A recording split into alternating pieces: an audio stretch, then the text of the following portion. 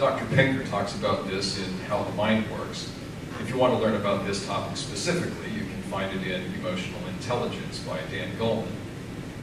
The universal human brain structure includes patterns of learning stuff over the course of your life, and especially over the course of your childhood.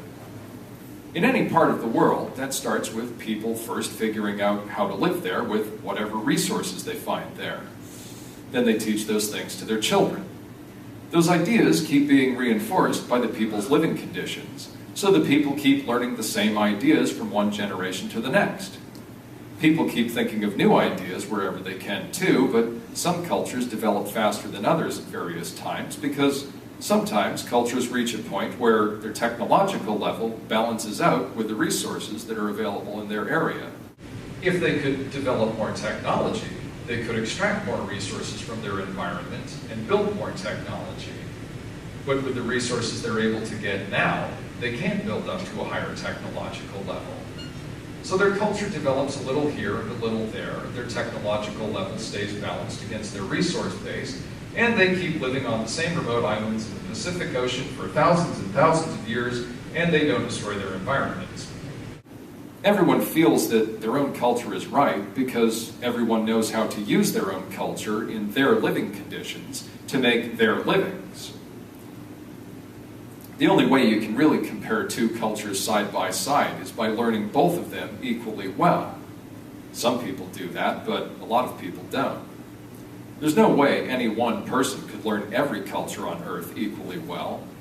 If you learn a little bit about another culture and compare it to your own, of course your own culture seems better than the other culture because you know more about your own culture and it's more useful to you as far as you can tell. And that's the same for everyone. This happens because a lot of the brain development that happens between our conception and our adulthood happens after we're born. Our species has the highest ratio of brain size to body size of any species. The problem is that there's only so large of a head a woman can give birth to. That's why a lot of other species can walk when they're just a few weeks old and are sexually mature when they're a year old. But it takes our species a couple of years to be able to walk and about 13 years to be able to have children. This means that the stuff you learn as a child, you aren't just learning.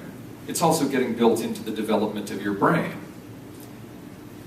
That's why things you learn about as a child, you feel for the rest of your life, are supposed to be more profoundly true than the things you learn as an adult, whether the things you learned as a child were true or not.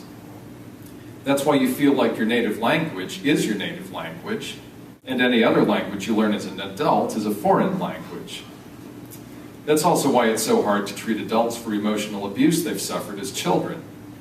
And that goes for everything else, including feeling like your native culture is supposed to be the right one, and everyone else's culture is just some sort of variation on your culture.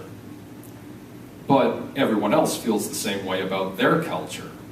There is no one culture that's right. The universal truth of culture is that the universal human brain structure creates a universal structure of cultural development, which every culture is a different manifestation of. So the fact that the white people believed their own culture was better than everyone else's doesn't really tell us anything about world history because every group of people believed that about themselves. But this tells us a lot about current events. Now that white people have settled all over the world, are we ever going to expand our mental horizons?